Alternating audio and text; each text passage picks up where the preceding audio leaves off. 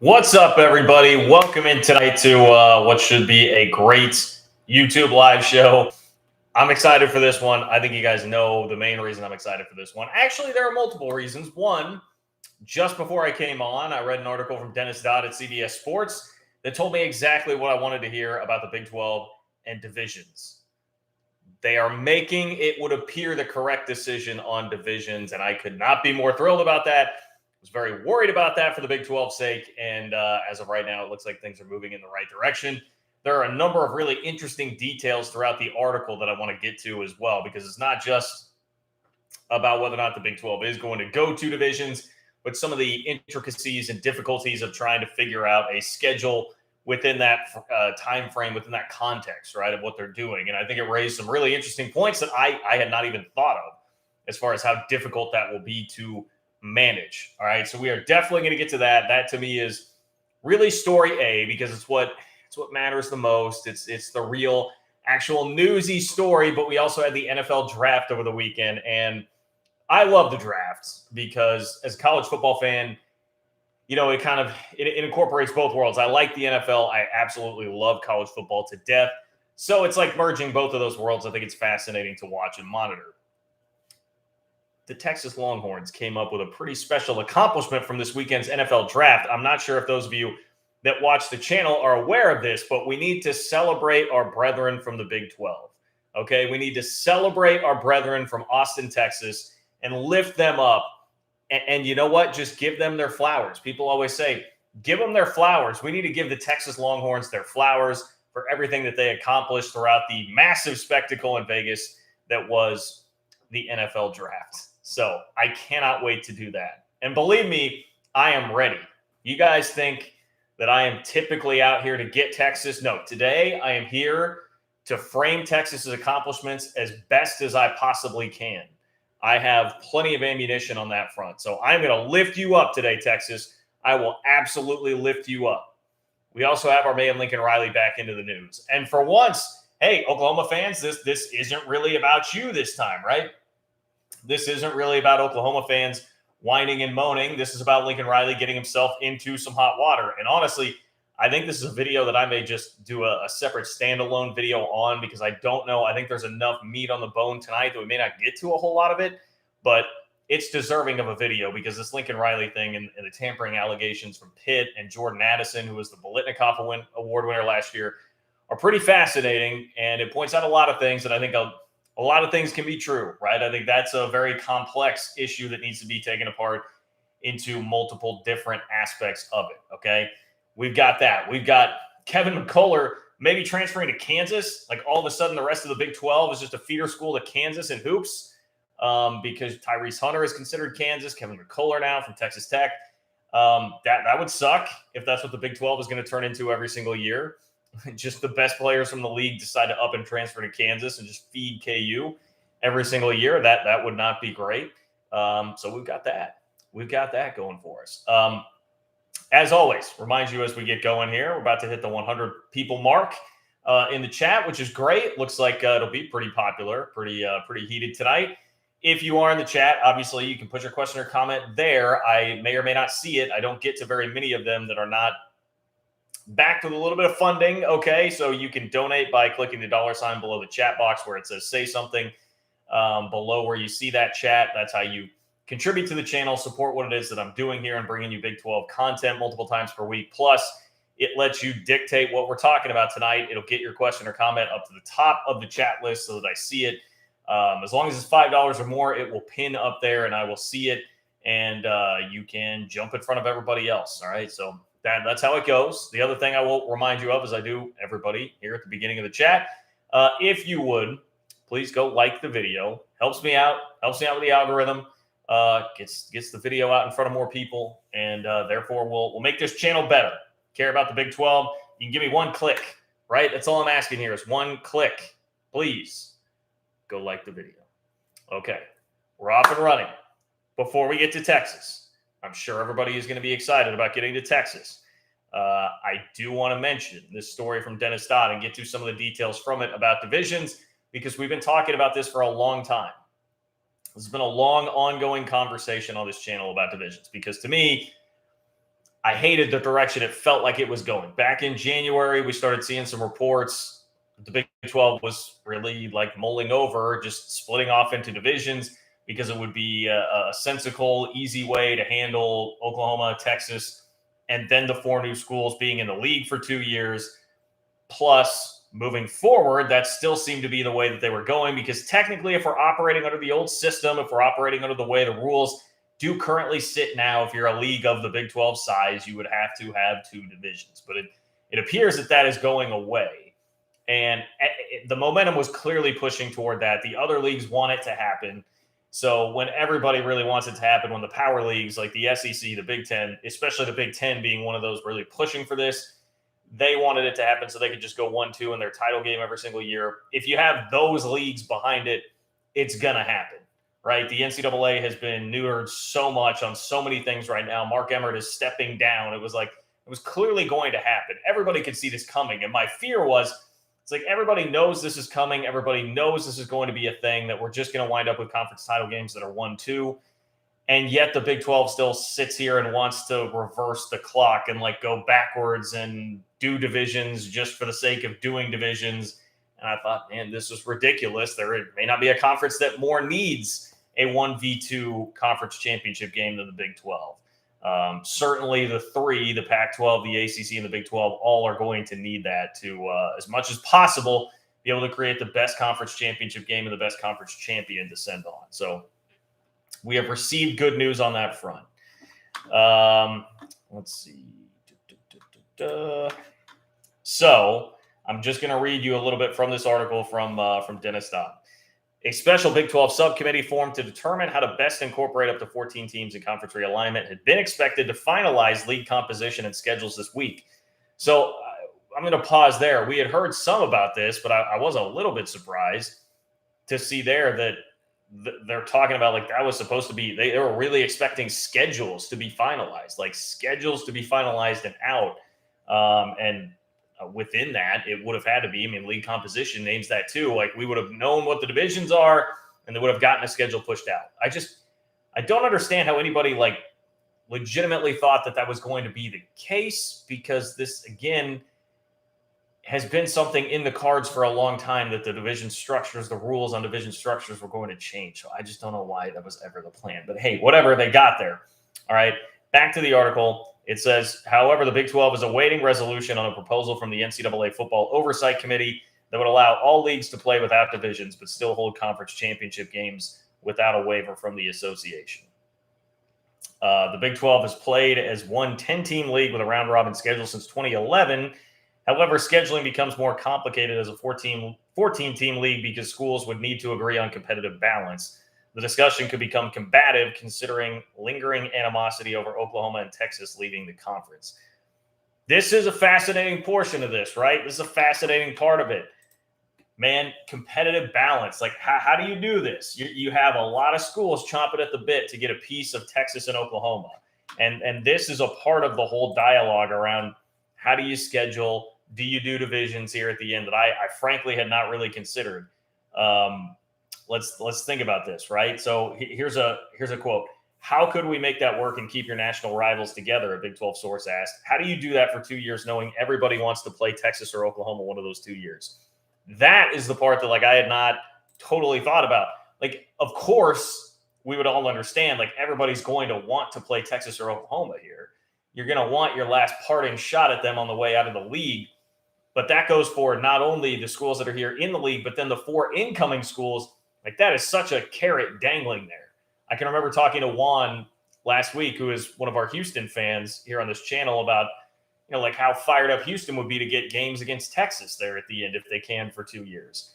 Sure, Oklahoma, it would fit in the same boat. Like BYU, UCF, all these, Cincinnati, who just had 9 players drafted. Like, everybody's going to want their piece. They're going to want their crack at Texas or Oklahoma. Like, that's a huge allure out there. But you can't satisfy everybody. So Big 12 schedule makers, how do you do that to the best of your ability? Like, how do you figure out who gets their chance? Are you going to have to split up like some of the newbies? Like, maybe you only get one of Texas or Oklahoma. And you talk about heated discussions. Those would be heated discussions because everybody, I mean, those games would mean a ton to everybody, not just from like a pride, hey, we want to go win those games standpoint, but from a revenue generating standpoint, from a, getting our national brand on TV standpoint. Like, that is the value that Texas and Oklahoma still do have. They hold a lot of value in terms of where you're going to be at on TV and what that could mean for your brand. I could foresee a lot of infighting, within the league about who it is that's going to get to play Texas or Oklahoma. And frankly, like somebody or some buddies, like some people will just be left out in the cold with that. Like you're not going to be able to satisfy everybody in that whole deal. So this Dennis Dodd article was actually the first time that I really had that brought to my attention. Like, oh yeah, they're going to have to figure out how to do that and please everybody, which seems like just a fool's errand, right? An impossible task. I think in the end, what would have to happen there is you would have to have some deference to the teams that have been around, because the leverage element there, like, you're trying to keep teams as happy as you possibly can that are still currently in the league. Teams that are coming into the league that are new don't have as much leverage. They are excited to be there, don't have like the built up equity in the league. For all those reasons, I would be more deferential to the teams that have been around and making sure that they get their last shot at Texas or Oklahoma, as opposed to going the opposite way and letting all the newcomers get a crack. But you would have to give them something, I would think, right? Especially, these teams from the AAC now. We had the story last week where we found out that they are on track to get here in 23. If they're making the extra effort and paying some of that extra money to get out early from the AAC, they're probably going to look back and be like, hey, man, we made a lot of effort to get here. We better get at least one game against one of these fools. And hey, if you're those schools, you may be lining up for Texas, right? The way it's going right now, to make sure that you can get a dub. You want to get a win. It's like, take your pick. Would you rather have the shot at Oklahoma and like a real program defining, momentum building win for that season, or would you rather go beat up on the Vanderbilt of the Big 12 in Texas? But have fun doing it because of the brand that Texas is, and everybody loves that win. Those would be choices that would have to be made. But I thought that was very, very fascinating. What's up, Juan? I see Juan has hopped in here just in time, Juan, as I hope you just heard me mention you there. But anyway, fascinating consideration there from that article that I had not really given a lot of thought to. Here's a little bit more from what Dennis Dodd of CBS Sports had to say with the update here on the Big 12, which, if you are just joining us, getting it a little bit late here on the chat, the update is the Big 12 is basically in wait-and-see mode. They're going to hold off on divisions, basically pending what happens with this NCAA Oversight Committee, which everything tells us is going to allow you to play a conference championship game 1v2 instead of doing divisions. So I'd imagine basically what this means is the Big 12 is smart. The Big 12 is listening. I thought, like, there's no way the Big 12 can look at this and not see that the way to go is just play 1v2.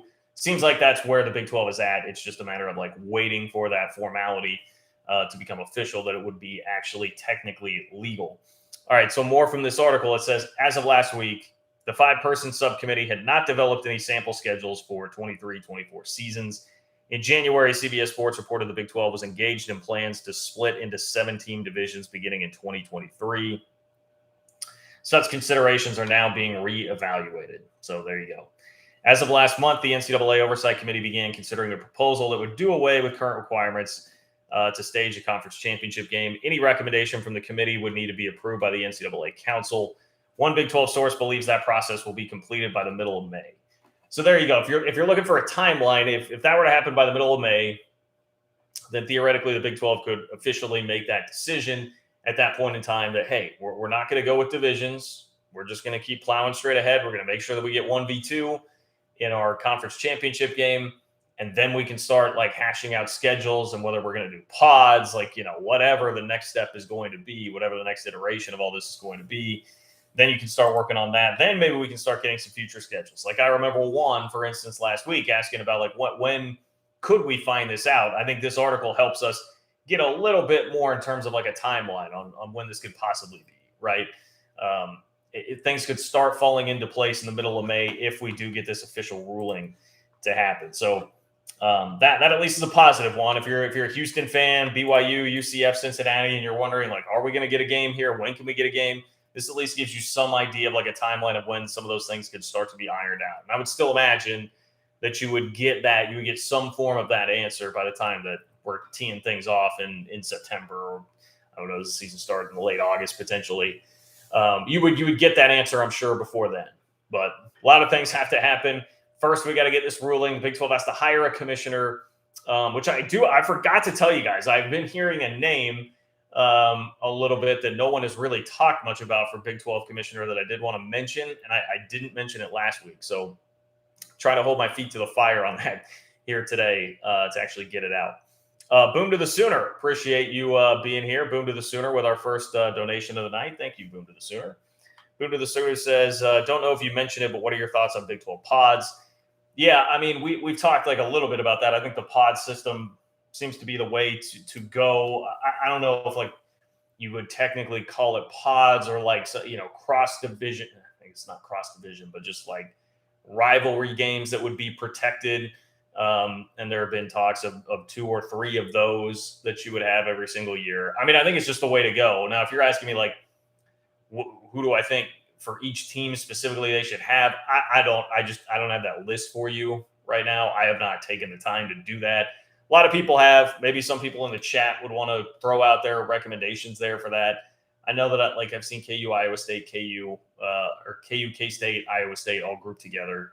For instance, you'd be keeping the obvious rivals, Oklahoma, Texas, Oklahoma State, I would imagine, at least for the first 2 years before you then have to go change with Oklahoma and Texas leaving. So I think they would all be pretty logical, pretty sensical, trying to keep as much rivalry together as you possibly can, which would also be good for the health of the league, but would obviously be a temporary thing for a couple of years.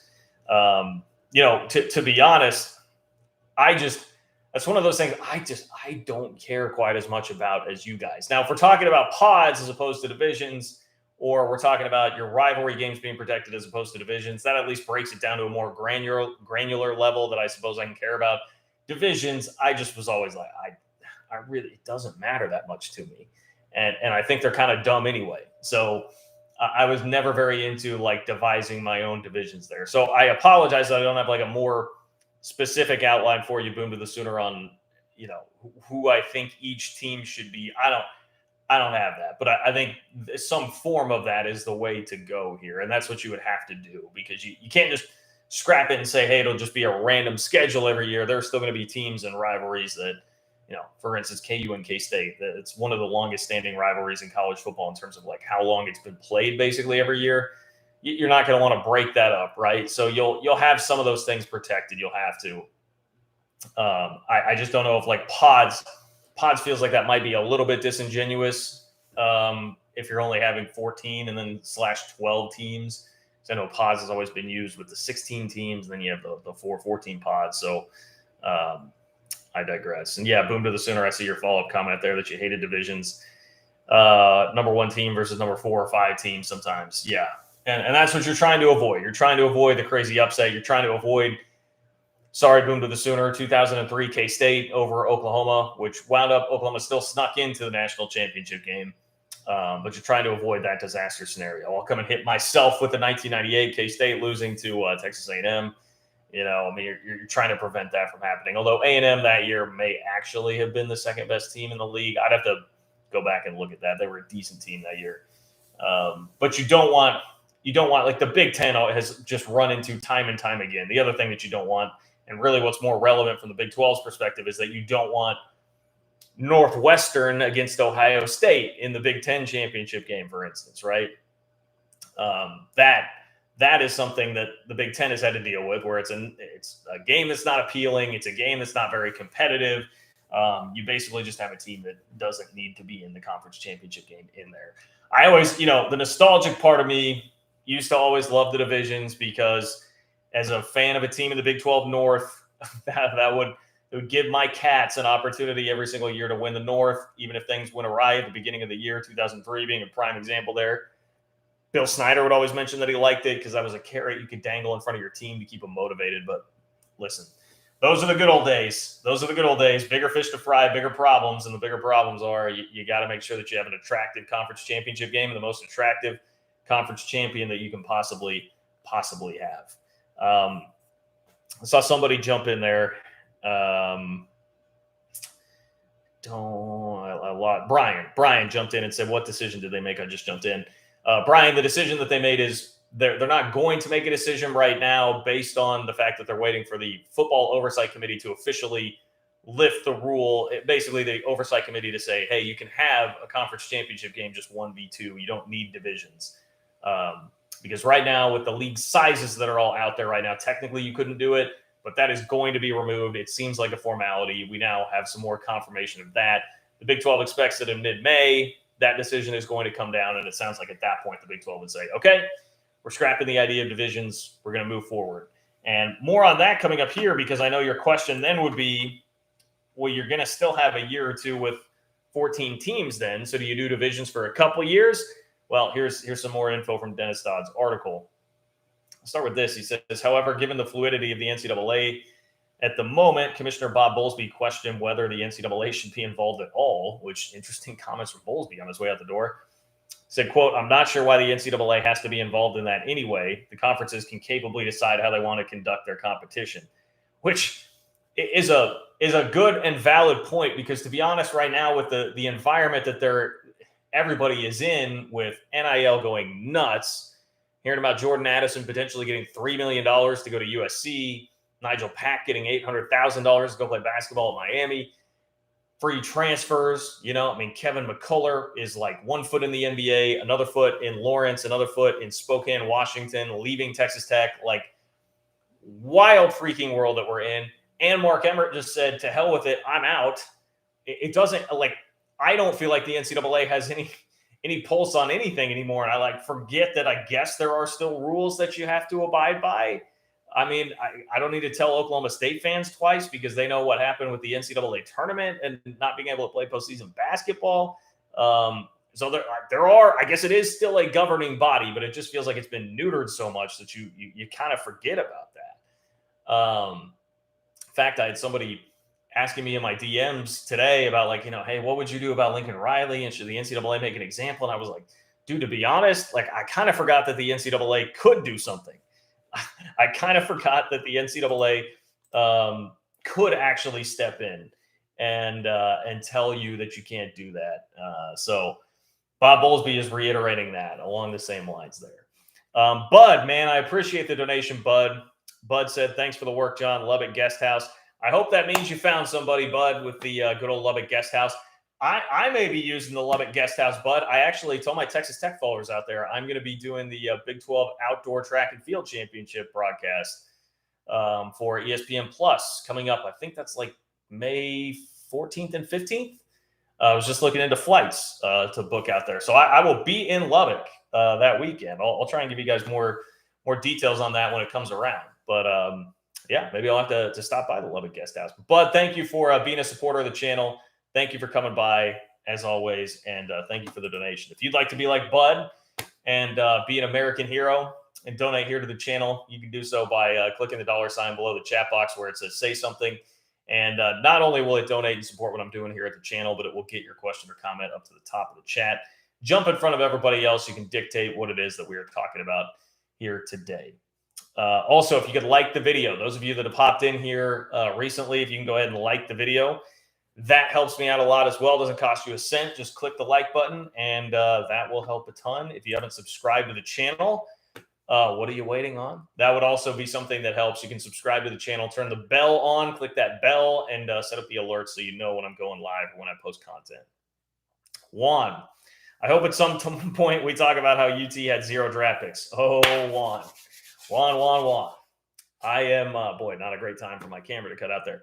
But we're going to talk about it. I am locked, loaded, and ready for that one. So I'm not going to jump there quite yet. I'm going to finish off this story about Bowlesby and the Big 12, okay, and divisions. But once I do that, you best believe I've got something coming for Texas. So, Juan, thank you for reminding me and keeping the tension building here. I've got something for Texas because, you frame it, Juan, like UT had 0 draft picks. I'm framing it as Texas had an incredible accomplishment that needs to be celebrated, okay? We are a band of brothers here on this channel. We support all things Big 12, and at least for the next couple of years, that still means the Texas Longhorns. So when somebody accomplishes something that is all over Twitter, all over the college football world. It deserves to be celebrated. And by God, we're going to celebrate it here on this channel. Okay. So it is coming. It is coming. I've seen a couple people commenting on the light switches. I didn't really. You guys are equating the light switches to horns up, huh? That's you know what? That's perfect because again, I'm recognizing the Texas accomplishments here today. All right. Again, you can donate by clicking the $ below the chat box where it says say something. If not, I'm going to get on with the rest of the story here. So the Oversight Committee's proposal to lift any restrictions on being able to do a 1v2 title game was authored by the Pac-12, according to NCAA documents, and is considered non-controversial with widespread support among the 10 FBS conferences.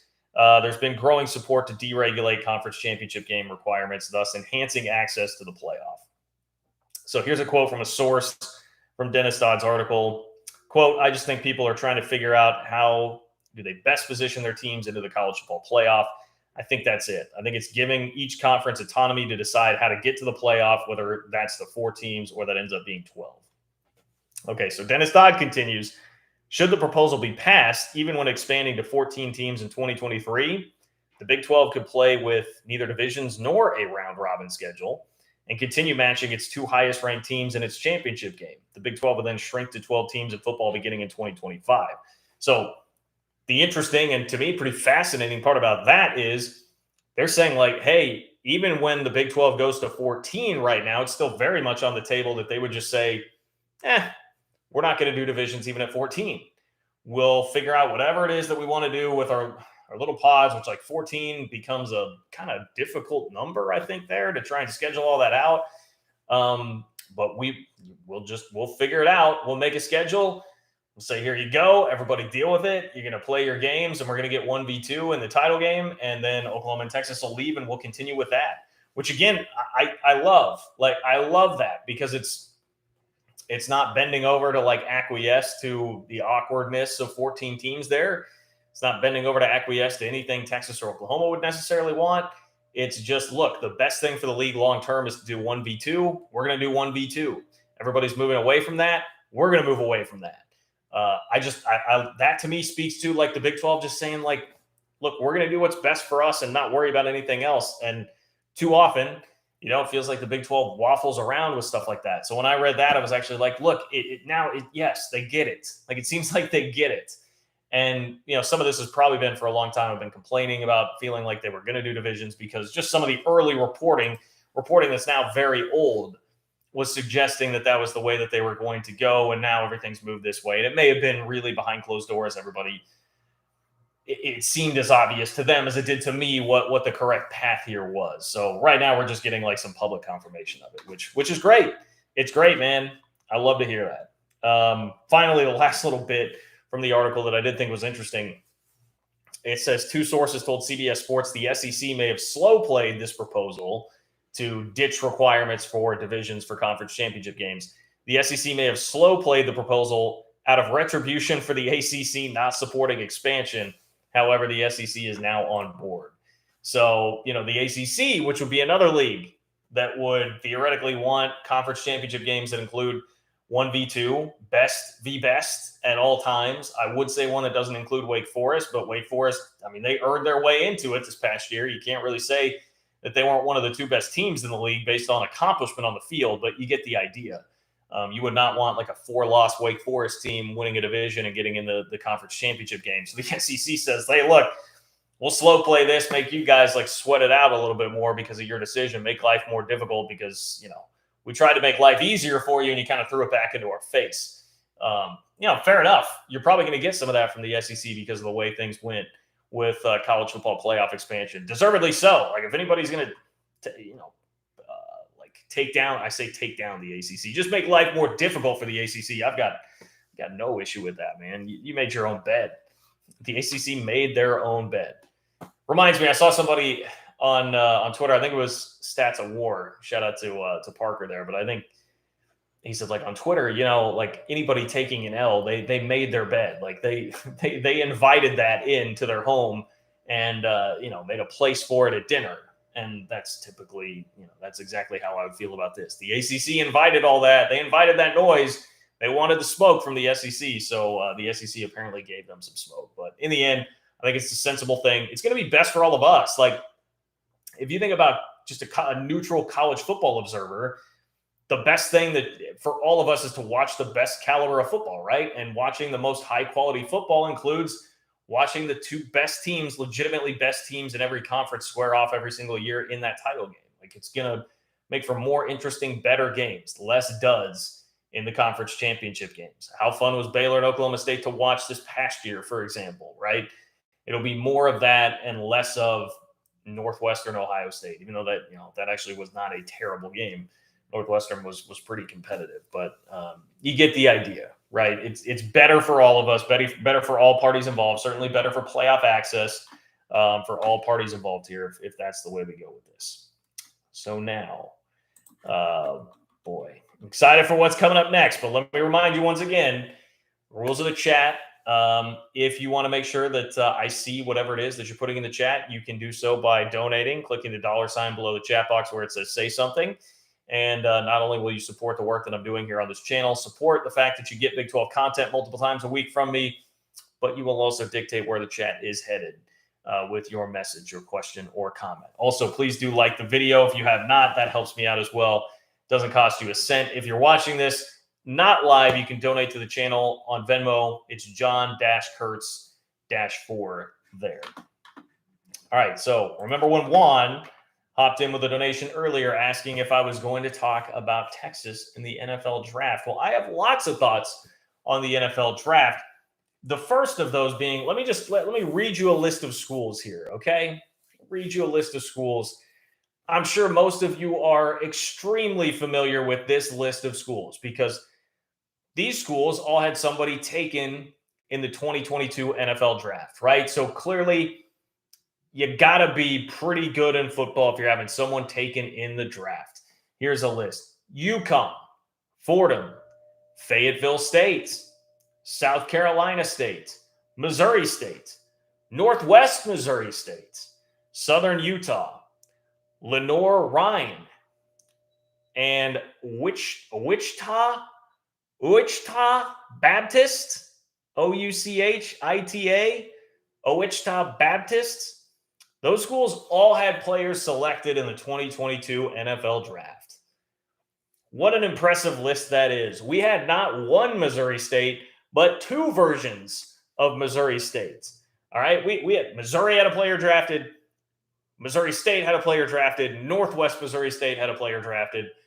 Three different schools in the state of Missouri had a player drafted. Zero from the University of Texas. Zero from the University of Texas. Lenoir-Rhyne. What is the budget? What? Somebody get me the football budget of Lenoir-Rhyne, okay? Because they had a player taken in the NFL draft. I know that Fayetteville State had a player taken in the NFL draft because my Kansas City Chiefs took a corner from Fayetteville State. That school had an NFL draft selection. And yet, the Texas Longhorns, the mighty, proud Texas Longhorns, you can strike up the band and hear the fight song now. You can see those all-white uniforms rolling out there on the road, proud as hell. The giant Texas flag, all that money behind them, money coming out the shoulder pads of all these players as they run out onto the field, the resources, the pride, the history, and yet zero players taken in the NFL draft. But John, this must be a rare occasion. This must be the only time this has ever happened in the history of Texas football. It's just a blip on the radar screen. Sorry, my IFB, my earpiece. I'm getting this. I'm now being told this is the second time it's happened in the last 8 years. It is the second time this has happened in the last 8 years. So scrap that about this being a once upon a time thing. Twice in the last 8 years, the Texas football program has failed to have somebody taken in the NFL draft. All the resources, all the money, everything you could possibly want. The hottest city for like young kid, like college age kids in the country. Everybody is moving to Austin.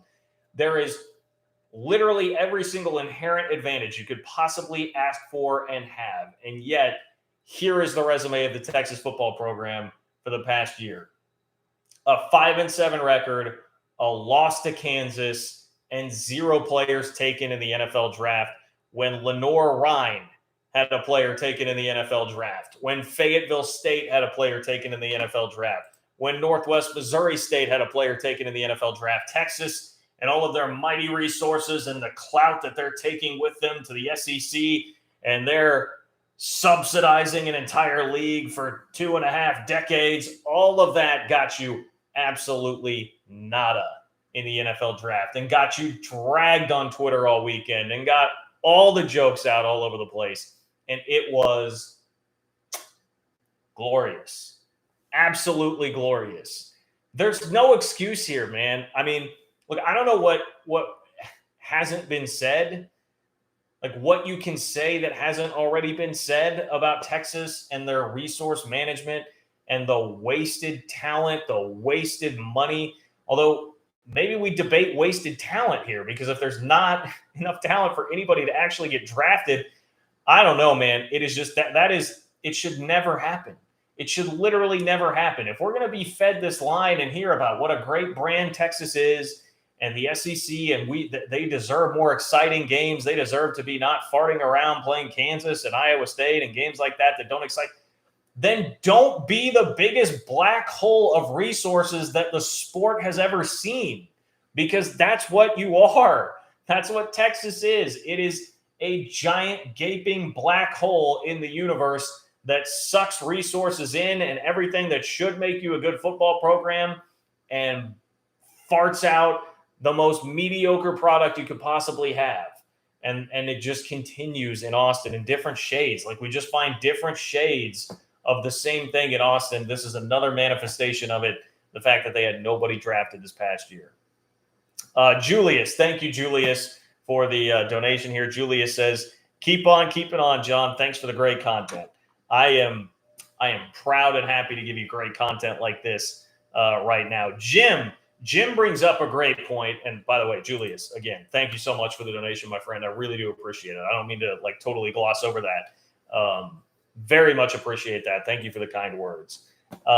Jim says, didn't KU have someone drafted this year? Yes, in fact, Kansas did. So if you're keeping track at home, the fact that Kyron Johnson was drafted for the Kansas Jayhawks, shout out to Kyron Johnson, that gives Kansas 2 victories over Texas this year. KU 2-0 against the Texas Longhorns in football this year. I mean, I don't know if you're watching, Lance Leipold sure is not recruiting very well at all. The guy doesn't have much in the way of recruiting chops, but he sent somebody to the NFL this past year. Texas sent nada, zip, zero, zilch, nobody, nothing. I watched earlier today on Twitter, somebody brought back up that Sam Ehlinger clip. Him getting into the "we're back." That was what, 2018? So, you're telling me, the guys that were coming in off of that, recruiting off of a Sugar Bowl win, they were not able to produce anybody 3 years later in the NFL draft, after 3 football seasons later, you're not able to send anybody into the draft. I mean, there's just no excuse for this.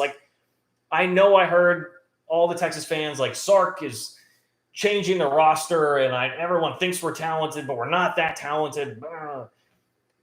In 2018, Texas had the number 3 ranked recruiting class in all of college football. In 2019, Texas had the number 3 ranked recruiting class in all of college football.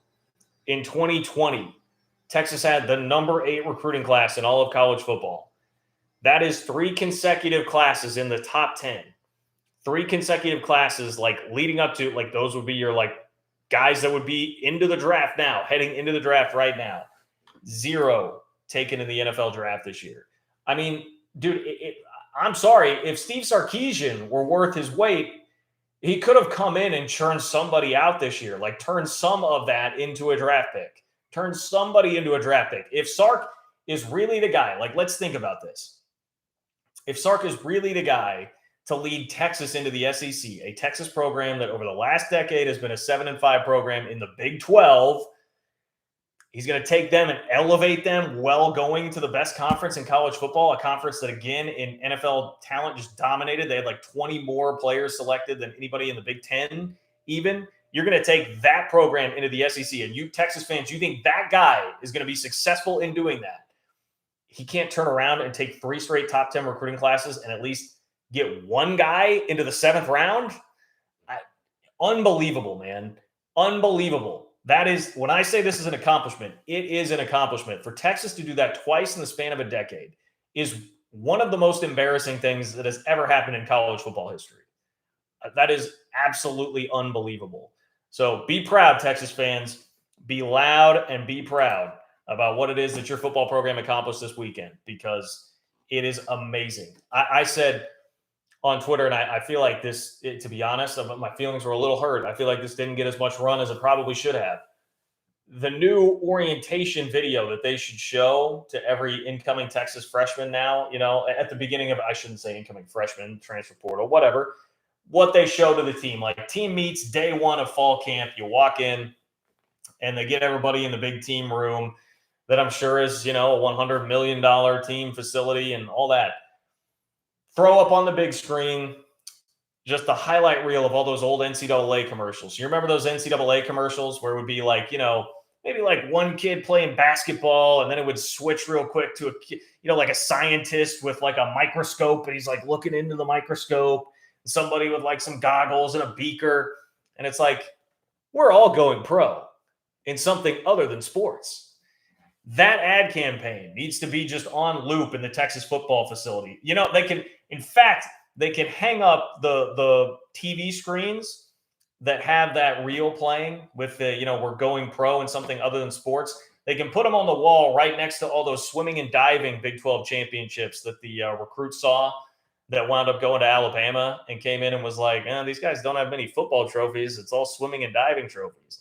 That can be the new way Texas does it. You come in for orientation, you get to see the wall of swimming and diving trophies, and then you get to watch the reels of commercials playing about how you, Johnny, you picked Texas, the University of Texas, get ready to go pro in something other than sports. Texas football in 2022, ladies and gentlemen. Texas football. Honestly, I'm a little bit disappointed that we didn't have my guy. Who is the guy? Help me out, Chad. Who's the guy that's the Texas fan that's always in there raising hell every single week? I don't see him in there. I don't see him in there today, man. That was all for him. Unfortunately, he's not here to watch it today. Maybe I should have changed the tease of the video and just made it about Texas. Maybe that would have lured him in. Juan. Appreciate the donation, Juan. Juan says another UT advantage that many people don't know is that Texas Permanent University Fund, which only gives money to UT and A&M, nothing to Houston and Texas Tech. I've heard a few people mention that Texas does have an extra advantage because of that, and it screws over some of the other Texas schools. I'll need to do some research on that because I don't know all the intricate details about that. But hey, it wouldn't shock me. I mean, Texas already has every single other advantage they could possibly have. Houston was sending kids to the draft. Baylor sent 6. I'm going to get to that here in a second. Baylor sent 6 kids to the NFL draft, second in the league behind the 7 for Oklahoma. And it's probably not a coincidence that with Cincinnati's 9, by the way, shout out to the Bearcats, Cincinnati with 9 freaking guys in the NFL draft, they got pretty close to the playoff. Both of those teams get pretty close to the playoff with 9 and 6 players selected. There is still definitely a tie-in between, you got to have the Jimmies and Joes, you got to have the NFL talent if you're going to actually get to the playoff or be close to it or have a chance to do it. So it speaks to Baylor and Cincinnati's programs that they were able to do that. I mean, the accomplishment for Cincinnati to have 9 kids drafted, unbelievable. Obviously, as high up at number 4 is Sauce Gardner. And that would soften some of the blow here. I know the Big 12 has taken some flack for the fact that there were no first-round selections from the Big 12. Sauce Gardner at Cincinnati would help. If they were in the league right now, you would have that one, and you'd have 9 more to add. Then the Big 12 would have had 34. If you take Cincinnati and throw them in, the Big 12 would have had 34 draft picks this year, which, be great to count that. Now, you want to swap out Cincy for Oklahoma, the Big 12 still coming out 2 more ahead, and they would have had more draft picks than the Pac-12 and the ACC. So we could do that. We could play that math because the Big 12 is tied with the Pac-12 and 4 more than the ACC in this draft. So if you want to take what the Big 12 will be here in the future, you're obviously not losing anything with Texas. The SEC can take that 0, add it onto its total, and the Big 12 would inherit 9 and lose 7 from Oklahoma. So they actually would have been better off this year if it were this current Big 12. The numbers would look better if we got the future Big 12 than what the current Big 12 had. Another indictment on Texas. The Big 12 would look better from a national standpoint in terms of how many guys were drafted and what the NFL talent level is. If Texas would get the hell out of the conference and we could bring Cincinnati in. And that's even with losing the prowess that Oklahoma has. Boom to the Sooner. I'm sure enjoying this. Boom to the Sooner. Thank you for the donation. So was Lincoln Riley trying to steal that kid from Pitt, violating NCAA rules, or nah? Well, that's a great question. That's a great question. And you know what?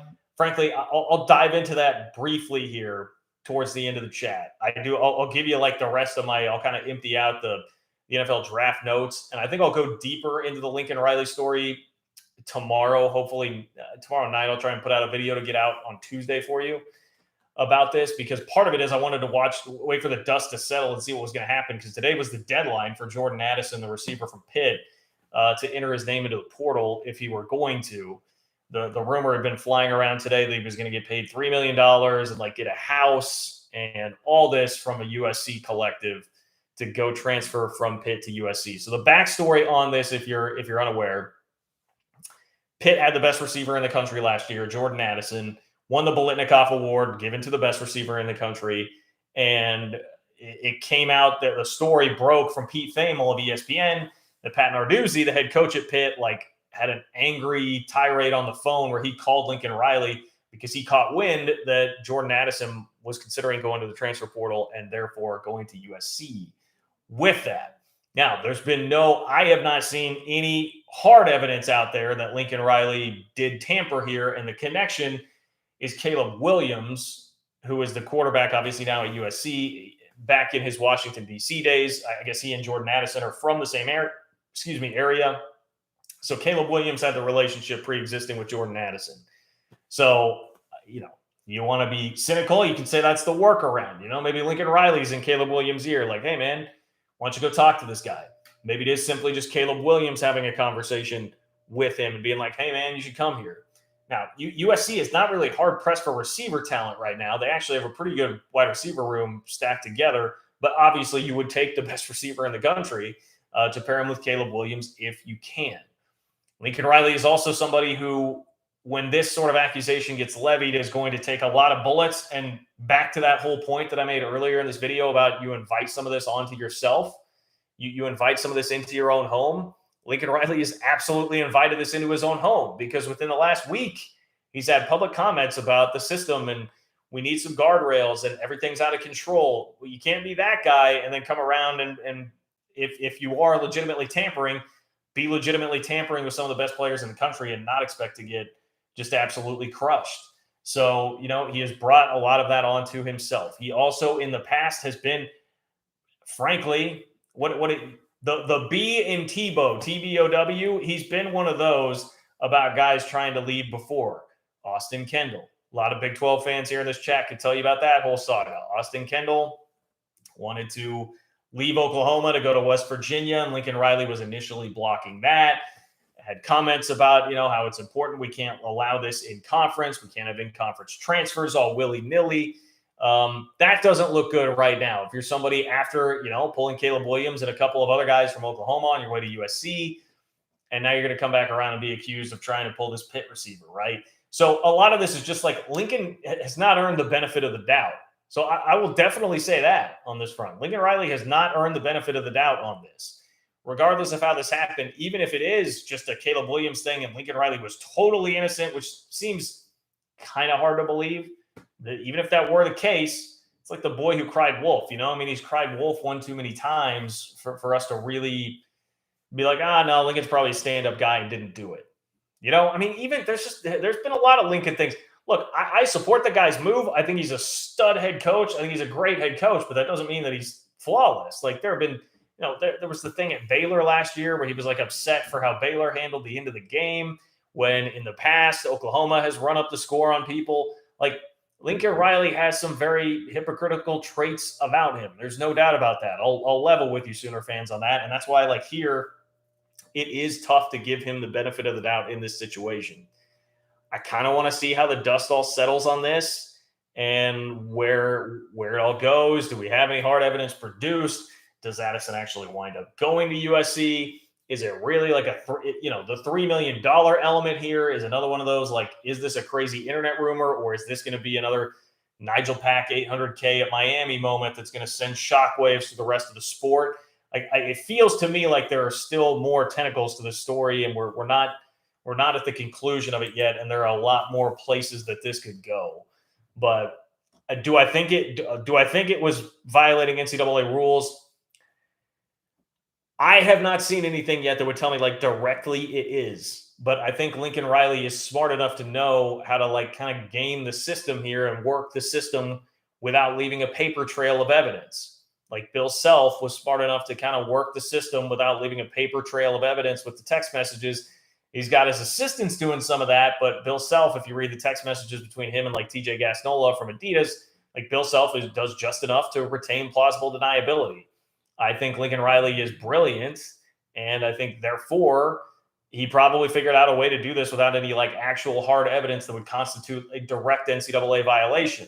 So then it just comes down to like, what's the spirit of it? How much do you care about like the spirit of it, and whether or not you would deem that to be an NCAA violation?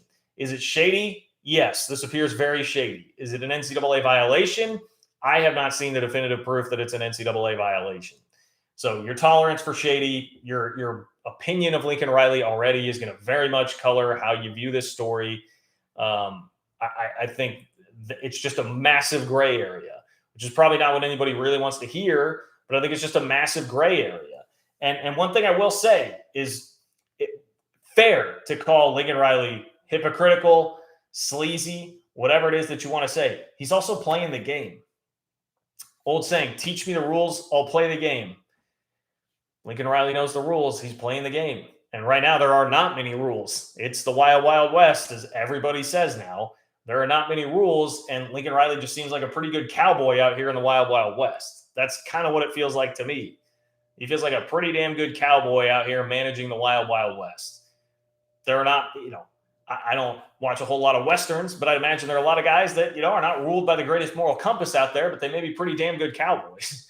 And that's kind of what it feels like Lincoln Riley is doing right now and just operating. I see Edward in there. Don't hate the player, hate the game. That's hate the NCAA. It goes back to a lot of like, this can go another thing we could have talked about today if it were slow enough. Matt Berry, who's an ESPN analyst, had like one of the worst takes ever, like shaming fans who wanted to see players get a piece of the pie. Like, oh, look what you created. Are you happy now? It's the NCAA's fault. They had years to figure out a way to do this reasonably, and they didn't. They kept putting it off, and then they got their ass kicked in court. Like, it's blame the Supreme Court, blame the NCAA. Don't blame fans that just wanted to see what should have happened actually happen. A similar kind of concept here, I think, is what Edward is getting at there. So those are some brief thoughts on what's going on with Lincoln Riley. Again, I want to see how all this shakes out and what winds up happening in the end. But it is no doubt a fascinating story from a guy who has turned into one of, if not the most polarizing figure in college football right now. And that's always going to attract a lot of attention and become a very big story. So good way to end there. I did say I was going to empty the bag on, you know what? There are two things I need to do. I need to give you the name that I've been hearing and empty the bag on NFL draft stuff. Okay. So if you have something here real quick, you can get a donation in and get your question or comment up in the next 5 minutes or so by clicking the $ below the chat box where it says say something. And also, if you wouldn't mind liking the video, I would very much appreciate that if you are in here right now. Okay. So the name that had been passed along to me that was interesting on Big 12 commissioner that I had not heard anywhere else was Shane Lyons at West Virginia. So Oliver Luck is the obvious West Virginia connection that we've heard a lot for Big 12 commissioner because he has done some consulting with the league, spent time as West Virginia's athletic director, right? XFL has a lot of experience. You would understand why Oliver Luck gets mentioned. But Shane Lyons is somebody who got brought, like what he's been able to do is unbelievable with that athletic department, arguably the best in the country right now. Kirby Hocutt, pretty dynamic, fairly young, has been in leadership positions like the College Football Playoff Selection Committee, all of that.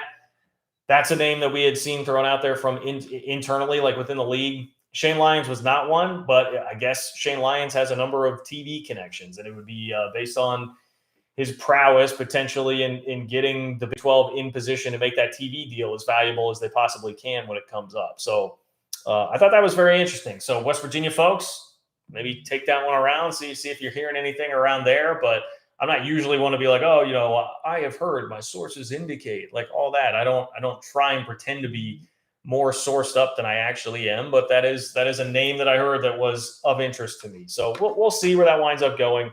We know that Kirk Schultz is out now, and maybe Shane Lyons is in. NFL draft, I think big picture, and this is something that, again, if it would not have been such a crazy news week, I would have spent more time on. I think the Big 12 can be totally fine. 25 picks, tied with the Pac-12, 4 more than the ACC. You have Cincinnati coming in. They just had 9 guys go to the NFL draft. Unbelievable job by Luke Fickell and his staff. I think you feel generally okay about that. I don't love, obviously, no Big 12 selections in the first round for a second straight year. You definitely don't love that at all. But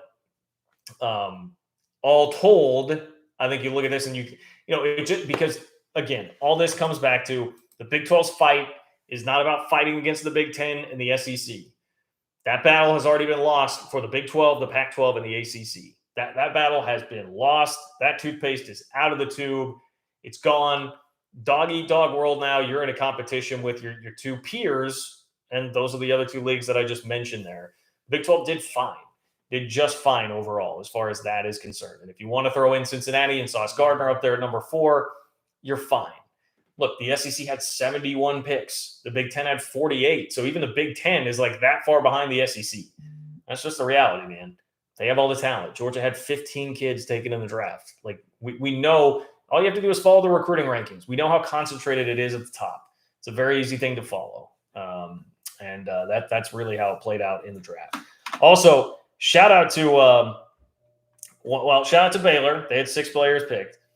Also, shout out to Brock Purdy as Mr. Irrelevant. I had so many tweets of people being like, man, yeah, Brock Purdy being Mr. Irrelevant. How perfect is that? Look, I'm not going to come crap on the kid too much for being drafted. Congratulations to him for being drafted.